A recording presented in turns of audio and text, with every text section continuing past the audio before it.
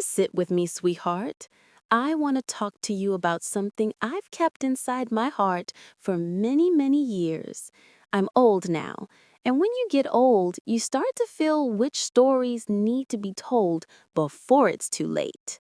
This is one of those stories. Most people around here see me as quiet old Grandma Gertie, the lady who waters her flowers every morning and waves at the neighbors. They think my life has always been peaceful. But peace is something I had to fight hard for. It did not come easy. Let me show you something. See this picture on the table? Pick it up, baby. That man beside me, the one holding me like the world was safe, that was your grandfather, a good gentleman who gave me a life full of love. He was the sunshine after many years of storms. But before I met him, before this home, before you and the rest of the family, there was another part of my life, a part I never talk about, a part that hurts even now. I grew up in a tiny place called Pineberry Ridge. We didn't have much, just a church, a little store, a few houses, and a whole lot of gossip. My daddy cared more about the town's opinion than his own children. My mama was a kind woman, but she was scared of daddy, so she stayed quiet most of the time. I was the middle child, not special, not spoiled, just expected to do as I was told. When I was young, I thought life was simple. I went to school when Daddy allowed it, helped Mama with chores, played with my sister, and tried not to get in trouble. But everything changed when I was 11. Something bad happened in that house, something no child should ever have to face. Someone I trusted, someone who should have protected me instead. It broke my world in ways I didn't understand back then. I tried to tell my mama. I tried to tell my daddy, but daddy didn't believe me. He called me a liar. He said I brought shame to the family. He said I was the problem. And when he found out I was expecting a baby at just 11 years old, he became a man I didn't recognize. Cold, angry, full of blame. He looked at me like I wasn't his child anymore. He locked me away. He yelled at me. He said he would fix things in a way that would have hurt me and the tiny life inside me. I was scared. I was confused. I felt like the world had turned against me. But one night, sitting alone, I felt something small but strong inside my heart. A tiny spark, a whisper that said, "Don't let them hurt your baby. Run." And that is exactly what I did. I left that house in the dark with nothing but fear, hope, and a life growing inside me. What happened after, who I met, where I went, is a story you need to hear. How did Grandma escape? Who helped her? And how did she survive alone at just 11 years old? Now listen, sweetheart. The night I ran away is a night I will never forget.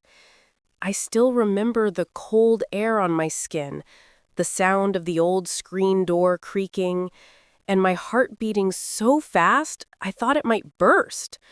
I was only 11, small, scared, carrying a life inside me that I did not understand. But I knew one thing for sure. If I stayed in that house, neither of us would survive. I waited until everyone was asleep. Daddy had been yelling all evening, pacing the floor, talking about fixing things. I knew what that meant. I had seen that look in his eyes before. Something inside me told me I had no more time. So, when the clock on the wall hit midnight, I made my move. I didn't take clothes. I didn't take food. Just slipped out the back door with bare feet and fear running through my body. The air outside felt different, like freedom and danger all mixed together. I ran across the yard, past the old oak tree, past the chicken coop, and straight into the woods. The woods were dark, but somehow I felt safer there than I did in my own home. I walked for hours. Branches scratched my arms, and the ground was cold on my feet, but I kept moving. Every time I stopped, I imagined Daddy waking up and coming after me. So I kept walking until the sky turned from black to gray. By morning, my legs were shaking and my stomach hurt from hunger. I didn't know where I was going, only that I had to get far away. Then, out of nowhere, I saw a small road, and on that road, a truck. Not a big one, just an old farm truck with peeling paint. A woman was driving it, maybe in her 40s. She saw me standing there, dirty, scared, with tears dried on my cheeks. She pulled over right away. "Sweetheart, are you all right?" I wanted to lie.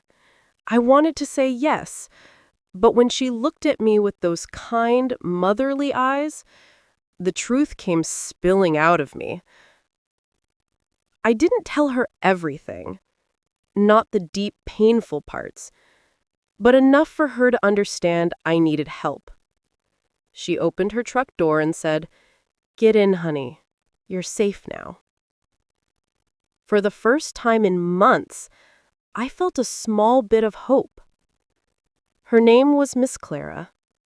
She took me to her home, a small farmhouse with warm light and the smell of biscuits in the air. She didn't ask too many questions. She didn't push. She gave me food, a warm blanket, and a place to rest. And that night, as I lay in a real bed for the first time since things went wrong, I cried quietly into the pillow. Not from fear, but from relief. Miss Clara didn't know it yet, but she had just saved 2 lives. Who was Miss Clara, really? Why did she help Grandma? And what happened when Grandma's father discovered she was gone? Now listen, sweetheart. The day I woke up in Miss Clara's house felt like waking up in another world. I opened my eyes slowly, expecting to see the old wooden ceiling of my bedroom back home, expecting to hear Daddy shouting or Mama crying quietly in the kitchen, but instead, I heard chickens outside. I smelled biscuits cooking, and I felt a soft blanket covering my tired body. For the first time in a long time, I felt safe. I sat up slowly. My legs were sore from walking all night, and my feet were swollen. Miss Clara walked in with a warm smile. "Well, good morning, baby," she said gently. "I hope you slept a little." Her voice sounded like kindness itself. She brought me food, biscuits, eggs, and a glass of warm milk. I tried not to eat fast, but I was starving. She just watched me with understanding eyes, not judging, not rushing, just letting me take my time. After breakfast, she sat beside me. "I won't force you to say anything, but if you want to talk, I'm here." I didn't tell her the whole truth, not yet, but I told her that home wasn't safe. I told her I couldn't go back, and when I whispered that I was expecting a baby, her eyes filled with tears. "Oh, sweetheart," she said softly, "you've been carrying this alone." Then she took my hands in hers, warm hands, safe hands, hands that didn't let go. She wasn't just a kind woman, she was a woman who had seen pain before, a woman who understood what hurt looked like. What I didn't know then was that Miss Clara had lost her own daughter years before. Her daughter was around my age when she passed, and maybe Maybe that's why she opened her heart and home to me so quickly. For a few days, I stayed with her, helping around the house, learning little chores, and slowly feeling like the weight on my chest was getting lighter. But peace doesn't last forever. One afternoon, while I was sweeping the porch, I saw Miss Clara walk outside holding a newspaper. Her face went pale. She looked at me with worry. "Sweetheart," she said slowly, "your father has reported you as missing." My heart dropped. The world felt blurry. He was looking for me, but not because he loved me, not because he cared, but because he wanted to control what happened next. The newspaper said I had run away from home after lying about family matters. Daddy had made himself look like the victim and me like a troubled child. Miss Clara folded the paper and held my shoulders. "You're safe here," she said, "but we have to be careful." And that was when I realized something very scary. Daddy wasn't going to give up. He was going to search, ask questions, knock on doors, and sooner or later, he might find me. That night, I cried into Miss Clara's arms. She held me like a real mother, slow, gentle, patient. "We'll figure this out," she whispered. "You're not alone anymore, I promise." But deep in my heart, I knew the fight was just beginning. What will Miss Clara do to protect Grandma? Will her father find her? And how will a scared 11-year-old keep her unborn baby safe? Now listen, sweetheart. The days after Miss Clara found that newspaper were some of the scariest days of my life. Every time a car passed by the farmhouse, my heart jumped. Every time someone knocked on the door, I felt cold fear run down my back. I was only 11, a child carrying a child, and the man who was supposed to protect me was now hunting me. But Miss Clara, she didn't let fear stop her. One morning, she sat across from me at the kitchen table. Her hands were wrapped around a warm cup of tea, but her mind was somewhere else. "Baby," she said softly, "we can't stay still. If your father is looking this hard, it's only a matter of time before he comes knocking." I looked down, feeling tears fill my eyes. "I don't want him to take me back," I whispered. "He'll hurt me. He'll hurt the baby." Miss Clara reached across the table and took my trembling hands. "And I won't let that happen," she said firmly. That was the first time I saw a different side of her. Not just kind, but strong. Strong in a way a mother becomes when she knows a child depends on her. She stood up and pulled out an old wooden box from a shelf. Inside were papers, letters, and pictures. She pulled something out, a small envelope. "I have a friend, a woman who works with children who need help. She runs a place where no one asks questions and no one can take you without her consent. A safe home." My heart lifted a little. "Will she take me?" Miss Clara nodded. "She'll take you, but we have to leave soon, before your father reaches this side of the county." We packed quietly that afternoon. Miss Clara gave me clothes, not new, but warm and clean. She packed food, blankets, and a small bottle of water. She even put a little stuffed bear in the bag. "This belonged to my daughter," she said softly. "Take it. It will keep you brave." I held that bear close. It smelled like lavender and home.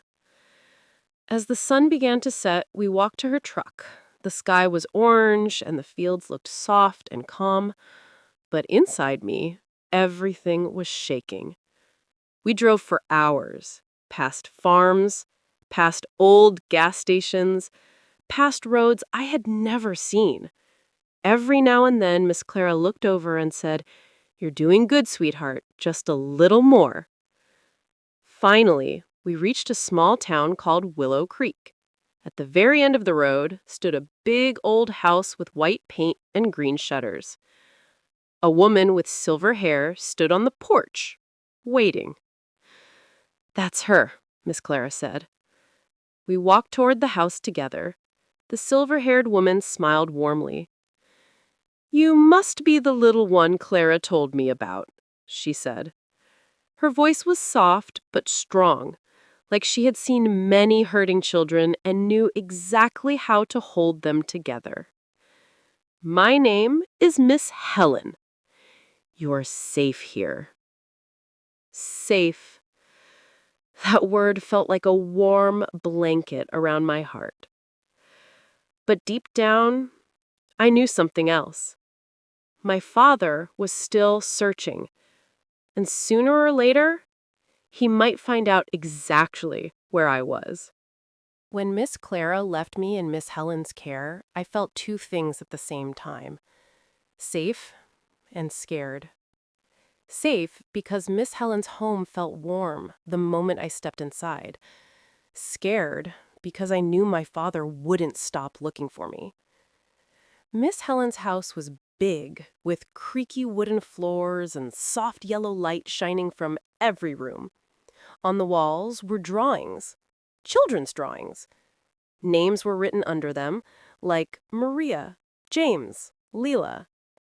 Miss Helen cared for many children over the years, each one with their own hurting story.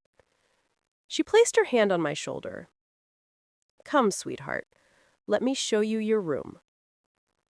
The room was small, but cozy.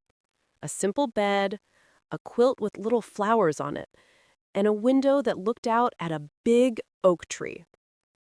For the first time in a long time, I felt like I had a place where I could breathe.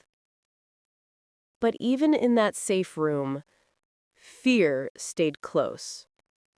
Miss Helen noticed. That evening, she made me tea and sat with me at the kitchen table. The room smelled like cinnamon and soap. "You're shaking," she said gently. "You don't have to be afraid here." I stared at the cup in my hands. "What if he finds me?" Miss Helen didn't speak right away. She just reached for my hand and held it. "If he ever comes here, he won't get near you. This house protects children, and I protect you." Her voice was calm, but strong enough to make the fear inside me quiet down. The next morning, I woke to the sound of children laughing downstairs. When I came down, there were 3 other girls around my age. They looked at me with kind eyes, not curious eyes, not judging eyes. One of them, a girl named Mia, smiled and said, "You can sit with us. Miss Helen said you're staying for a while." Her smile was soft, welcoming. I sat with them and ate breakfast, warm oatmeal with honey. It felt strange, eating in a place full of peace. But later that day, the fear returned. Miss Helen got a phone call.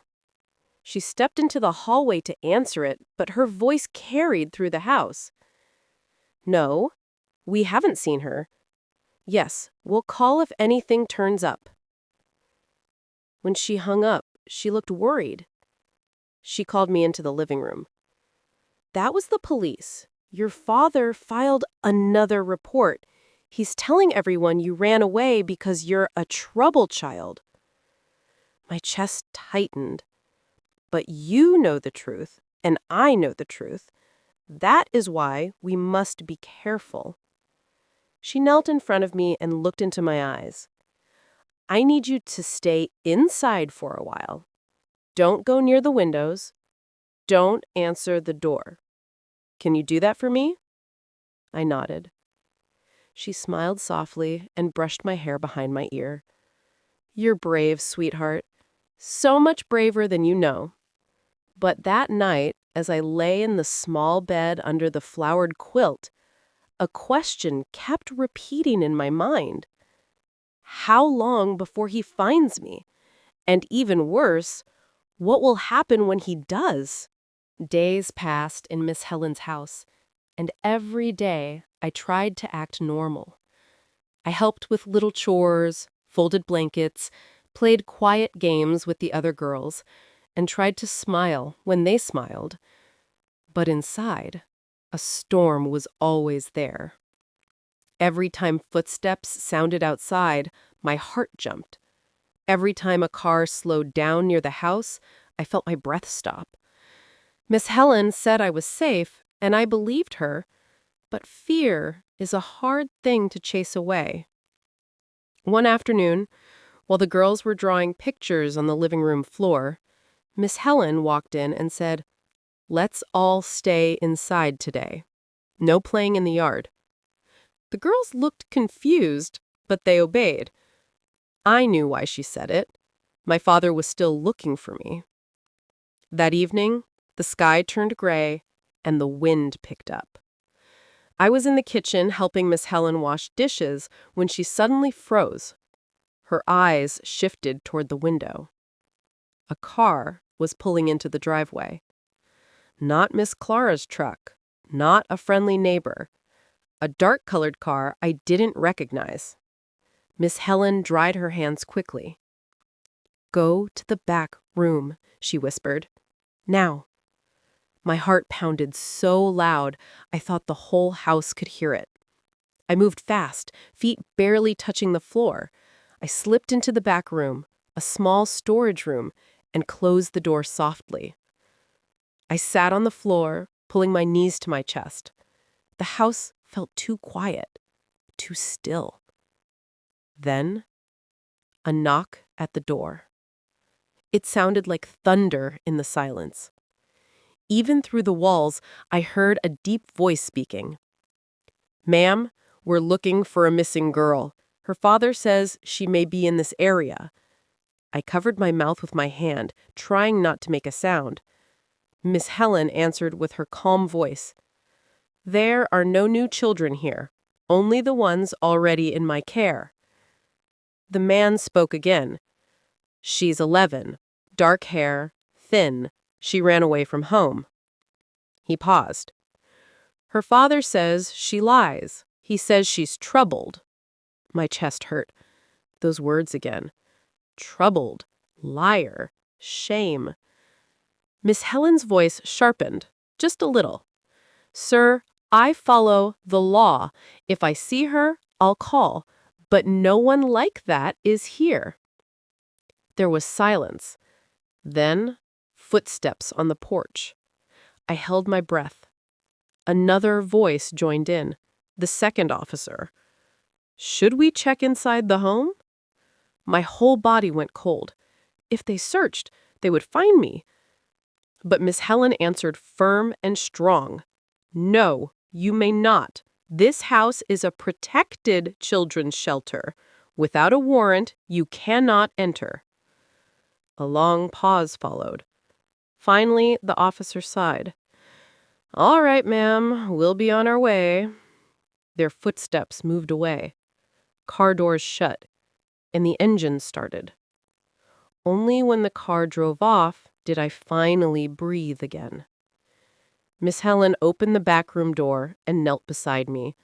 Her voice was soft, but filled with power. "You see? I told you, I will not let anyone take you." Tears fell from my eyes, but these were different. Not just fear, but relief. Still, that night, as I lay in my little bed, I understood something very clearly.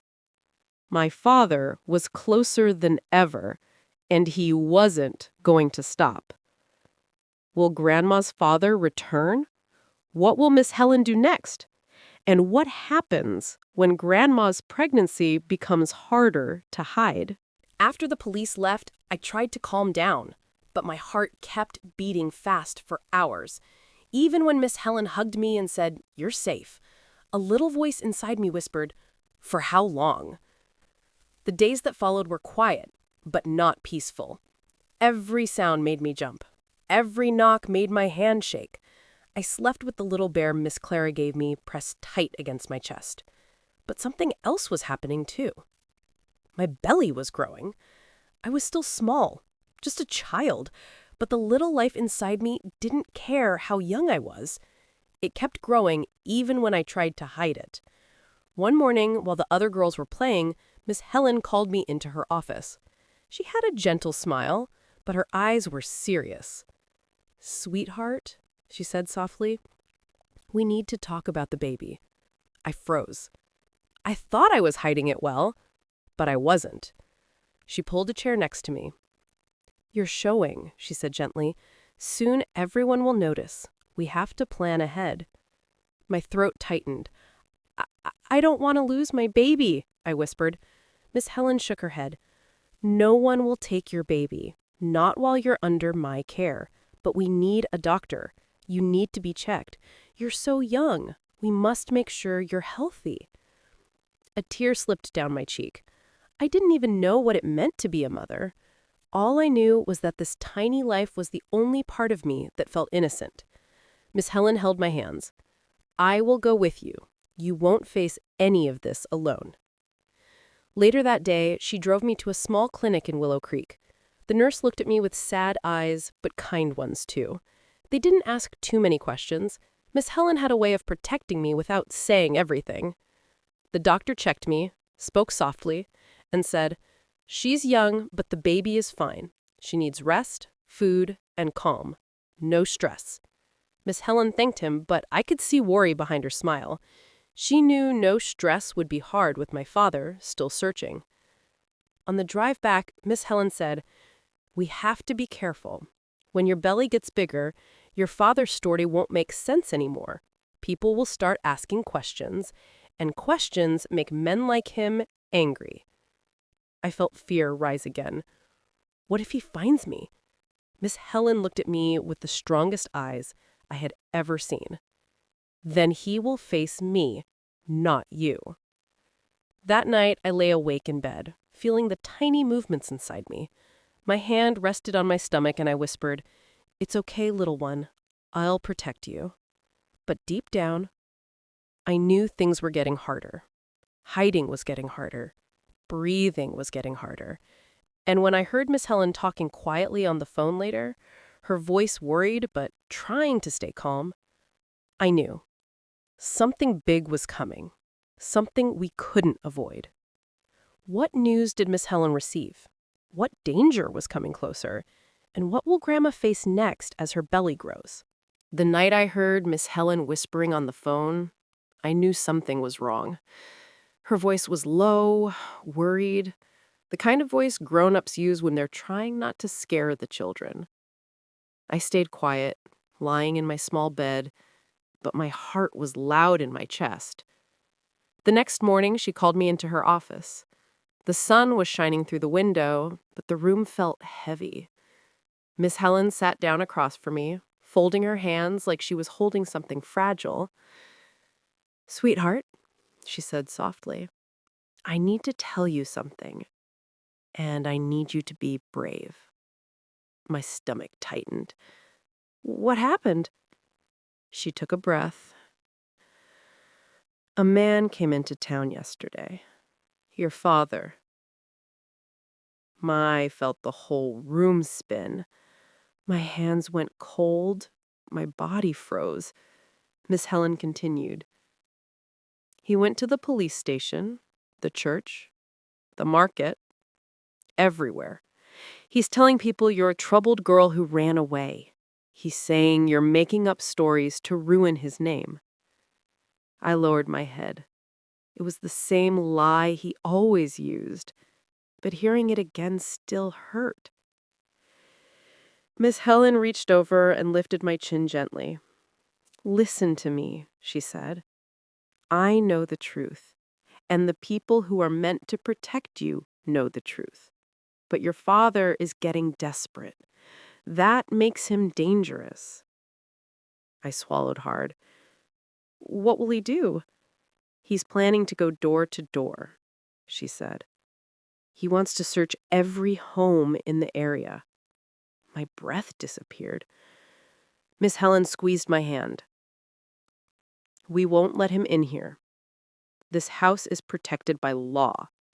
But, sweetheart, we have another problem."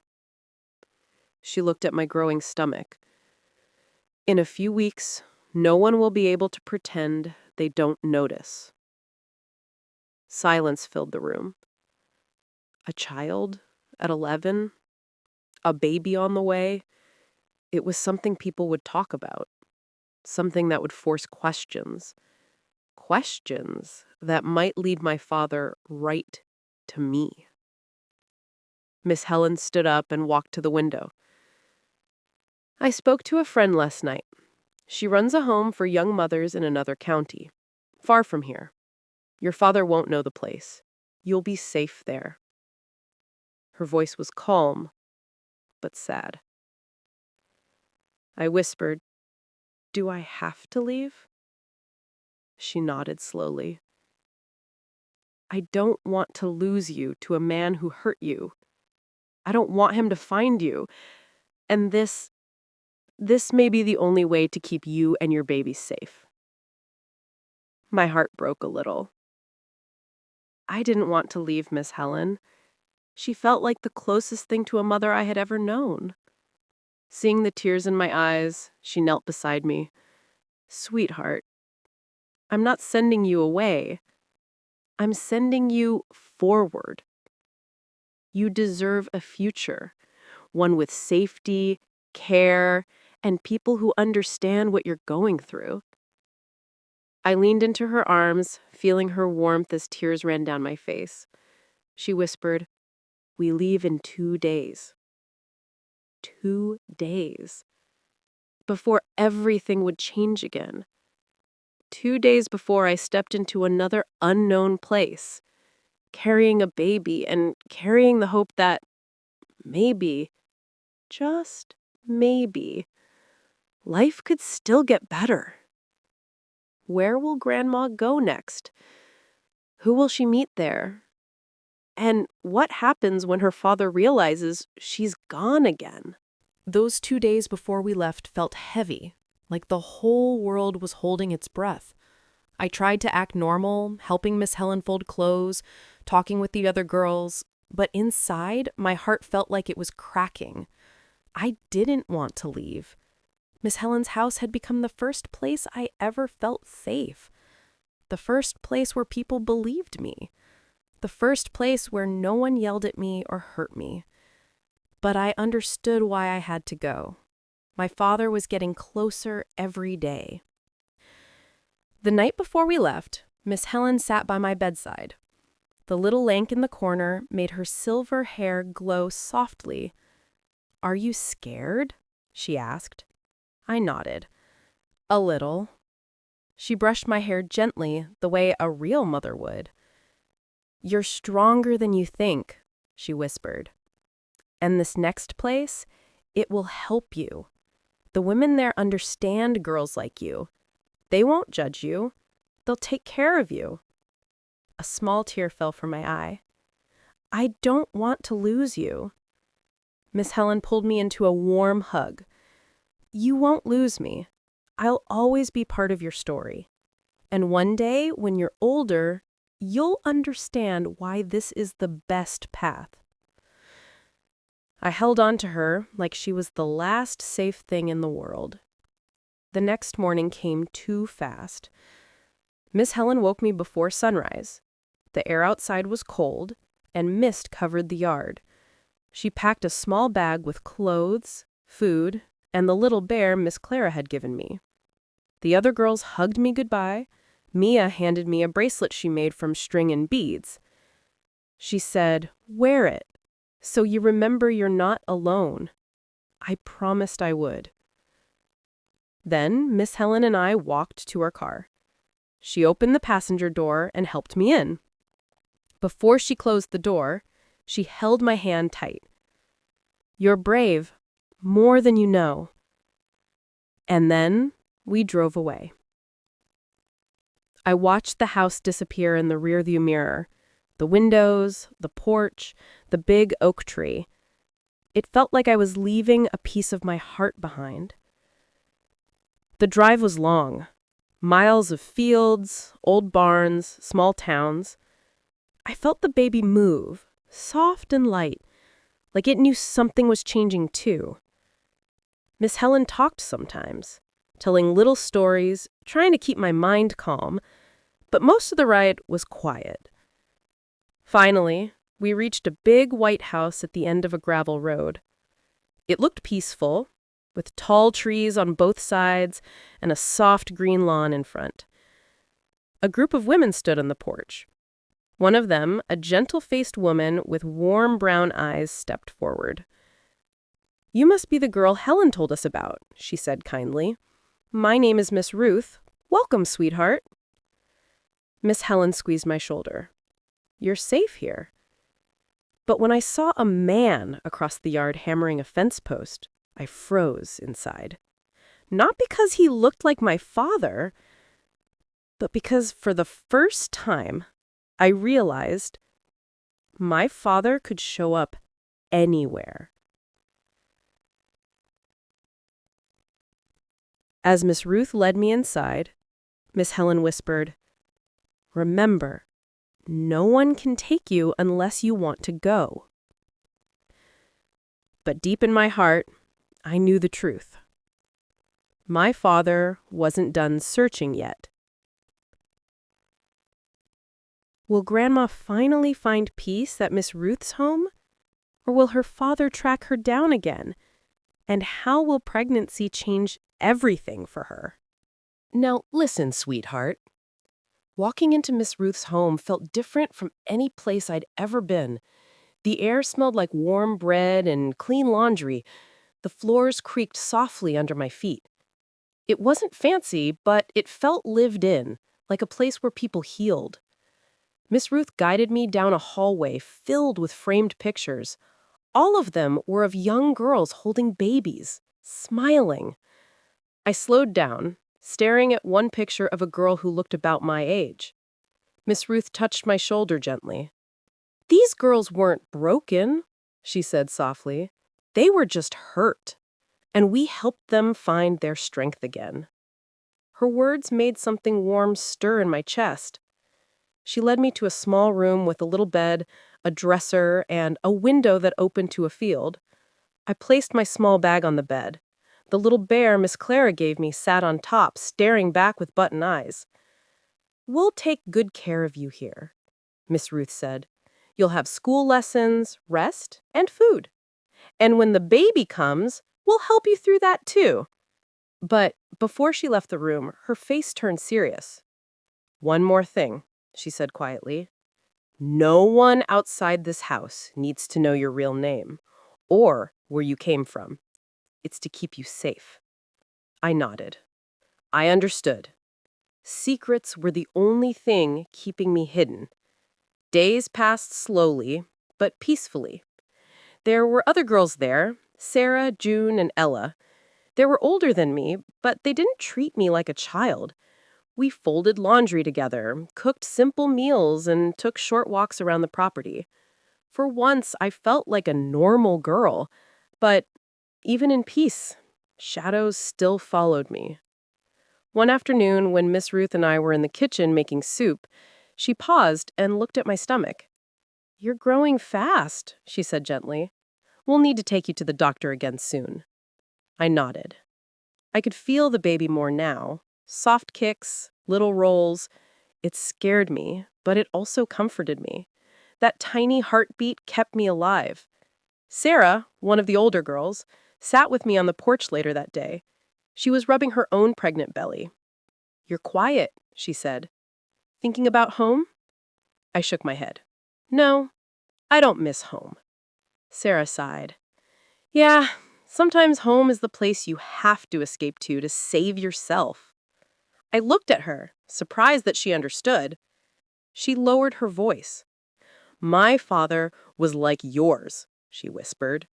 "People didn't believe me either." Hearing another girl say that made me feel less alone than I had felt in months. But peace didn't last. On the fourth day, Miss Ruth came inside with a worried look. She said, "Girls, I just got a call from town." We all turned toward her slowly. She continued, "A man has been asking around, showing people a picture, saying his daughter ran away." My hands began to shake. Miss Ruth looked straight at me. "He's getting closer." My breath caught. Even here, even now, my father's shadow stretched across my life. And I knew a storm was coming again. What will happen when her father reaches the town? Can Miss Ruth protect her? And how will Grandma face the next danger as her pregnancy grows? When Miss Ruth said my father was getting closer, the whole house changed.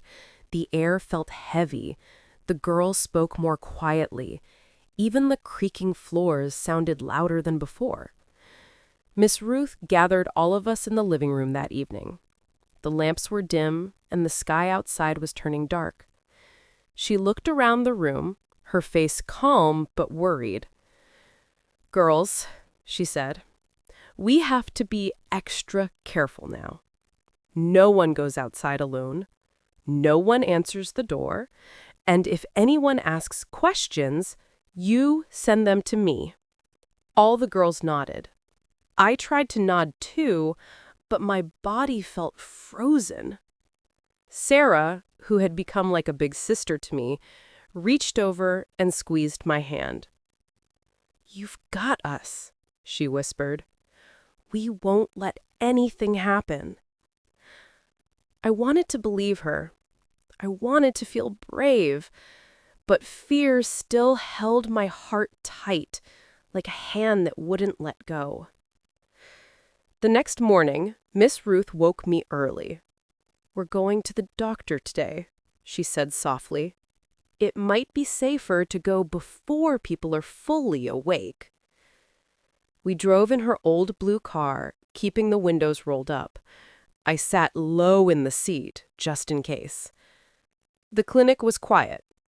The doctor checked me gently, listened to my heartbeat and the baby's tiny heartbeat, too. That sound, that little thump-thump, it made me feel stronger somehow. The doctor said, "You're young, but the baby is healthy. You need rest and no stress." Miss Ruth gave a small, sad smile.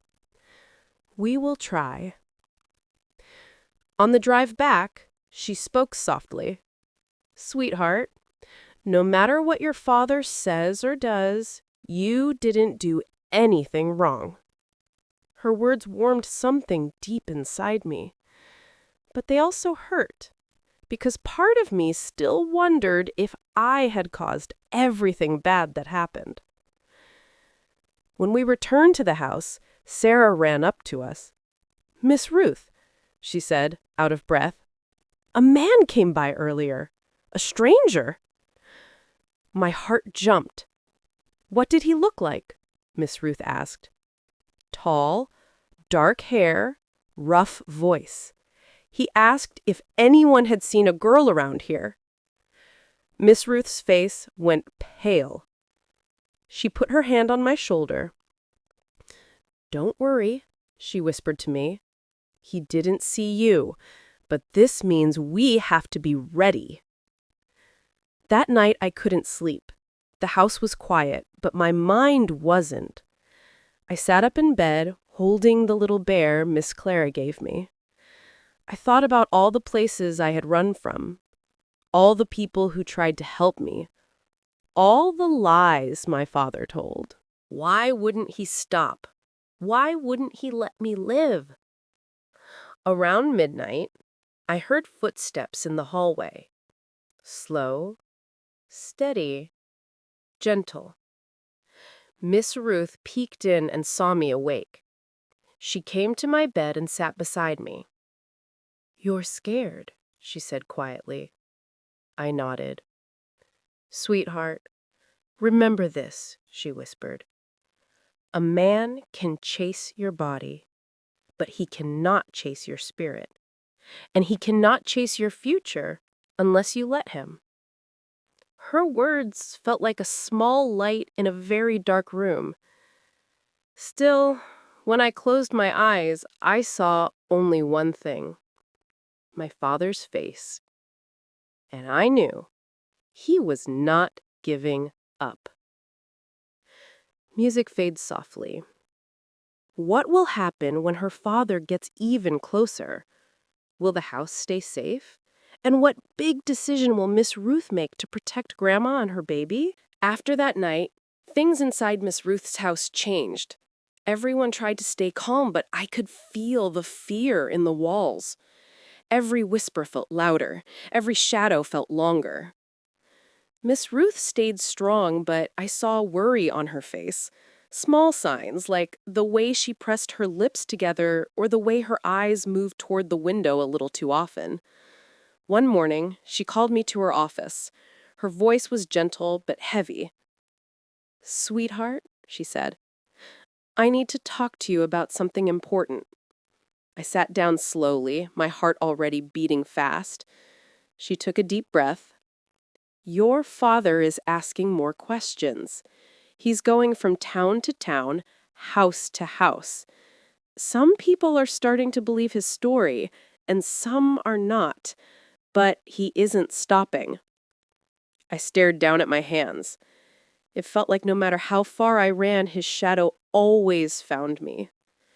Miss Ruth leaned forward. "You and the baby are in more danger now, and that means we have to think ahead, before he reaches this county." Fear rose in my chest. "Are you sending me away?" Her eyes softened. "No, sweetheart. I'm trying to protect you. There is another place, far from here, a home for young mothers. It's hidden, private, and safe.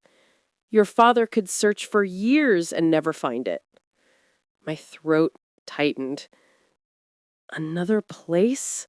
Another house?" I whispered. "I'm tired of running." Miss Ruth reached out and held my hand. I know you are. You've been running since the night you left home, but sometimes running is the only way to keep living." Her voice cracked just a little. "I'm not trying to take you from here. I'm trying to give you a future your father can't destroy." I didn't speak. Tears were filling my eyes, hot and heavy. Miss Ruth continued softly. "You'll have your own room there. Nurses. Women who understand young girls with babies. You won't have to hide. You won't have to be afraid every time a car drives by." She squeezed my hand. "You deserve that kind of peace."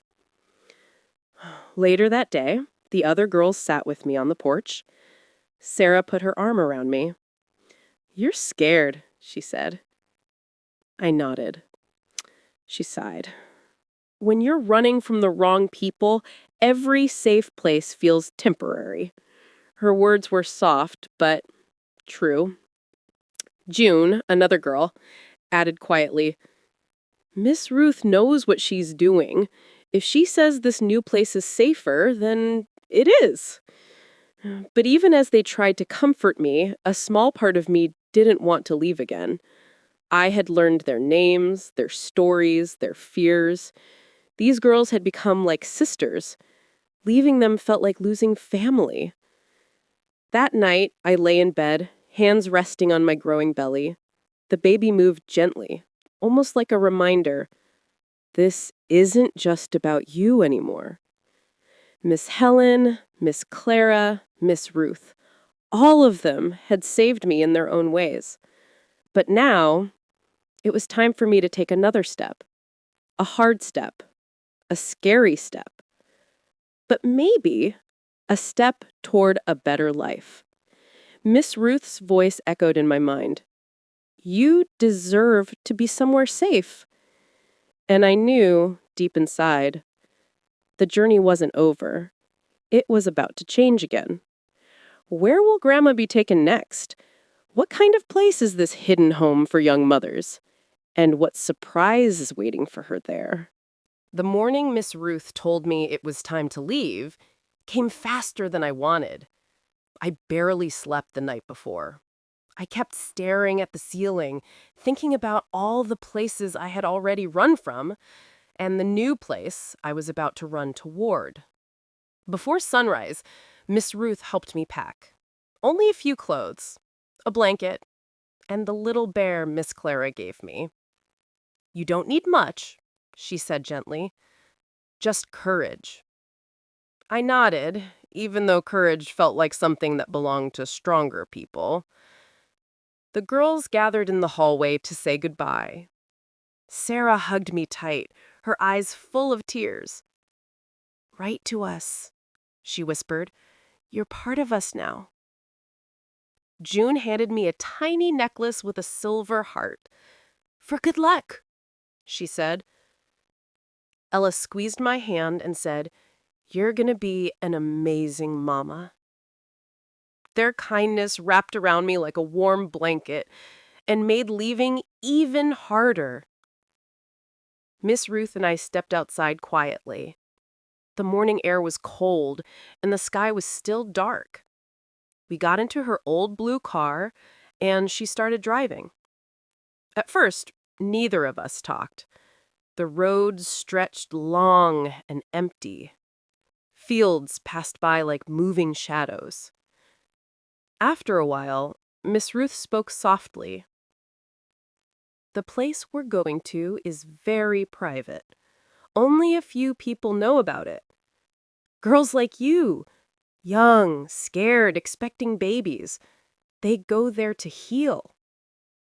I looked out the window. "Heal," I whispered, a word I'd never thought could be part of my life. We drove for hours, roads I had never seen, towns where nobody knew my father's name, trees thick and tall, making the world feel quiet. Finally, we reached a long dirt road. At the end of it stood a large house, bigger than Miss Helen's, bigger than Miss Ruth's. White walls, tall windows, a porch with rocking chairs. It looked peaceful, safe, almost like it belonged in a dream. A woman stepped out the front door as we pulled up. She was in her 50s, with soft eyes and gray hair tied back neatly. Miss Ruth smiled. "That's Miss Annabelle. She's in charge here." Miss Annabelle walked toward us with open arms. "You must be the young one I've heard about. Come here, sweetheart."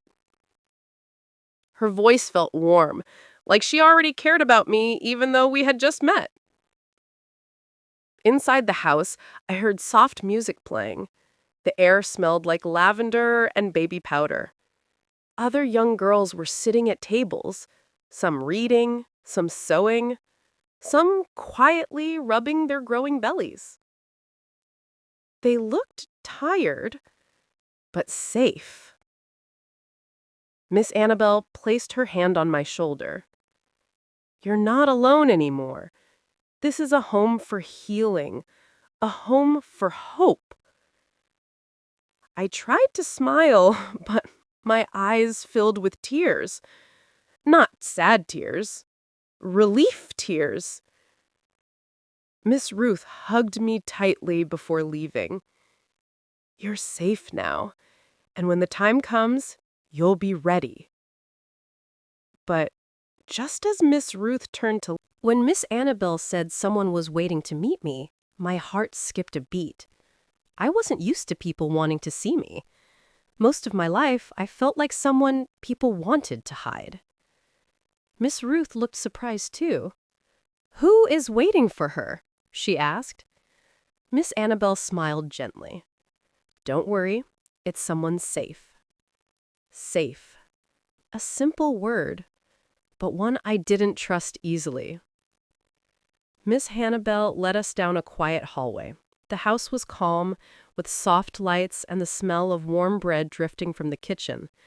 My hands were shaking a little.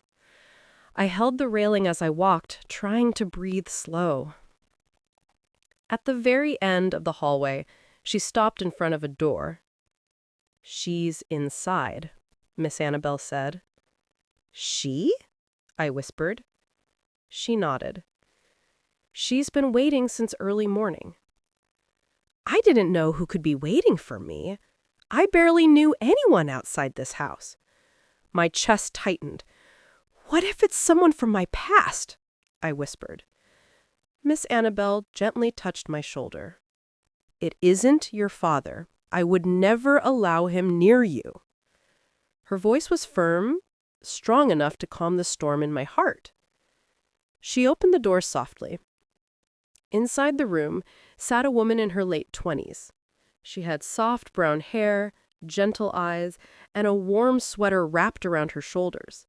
When she saw me, she stood up slowly. Miss Ruth gasped quietly. She knew the woman. But I didn't recognize her at all. The woman stepped closer, but not too close. She smiled carefully, like she didn't want to scare me.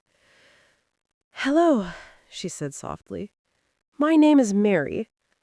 I swallowed hard. "Do I know you?" She shook her head. "No, sweetheart, but I knew your mother." The room felt silent, completely still. She continued, her voice gentle.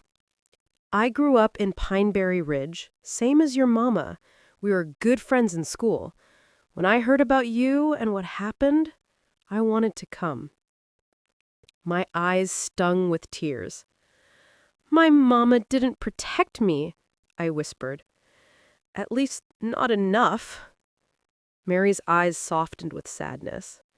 "She tried," she said quietly. "She tried more than you know. Your father was a hard man. He controlled everything. She was scared." I felt my knees weaken. Miss Ruth helped me sit down gently. Mary sat across from me. She continued, her voice gentle. "Your mama sent me a message months ago. She said, if you ever ran away, someone needed to help you if she couldn't." My breath caught. "My mama asked you to find me?" Mary nodded. "She didn't know where you'd go. She didn't know how to reach you. But she said, if my girl ever runs, find her. Tell her I'm sorry." The words hit me like a wave. Sorry. A word I wanted. A word I needed. I covered my face with my hands as tears fell. Mary whispered, "Your mama isn't your enemy. She's trapped, the same way you were." Miss Ruth placed a soft hand on my back. "You see, sweetheart," she said gently, "you were never as alone as you thought." For the first time in a long time, my heart felt lighter, like someone had opened a window inside it. But Mary's voice changed as she said one last thing. "There's more. Something your mama wanted you to know." I looked up, wiping tears. "What is it?" Mary took a deep breath. "It's about the baby and your family." And just like that, my heart started pounding again. What secret does Mary know about the baby? What did Grandma's mother try to protect her from? And how will this truth change everything? Now listen, sweetheart. When Mary sat in front of me, holding my hands, telling me the truth about my mama, I felt something inside me start to heal. For so long, I believed I'd been completely alone. I believed no one cared. I believed no one tried to protect me. But now, I knew my mama tried in the only way she could. Quiet ways, hidden ways, dangerous ways. She couldn't fight my father with her hands, so she fought with her heart. Mary looked at me with sad, gentle eyes. "There's one last thing your mama wanted you to know," she said. "She wanted you to break the cycle." I frowned softly. "What does that mean?" Mary took a deep breath.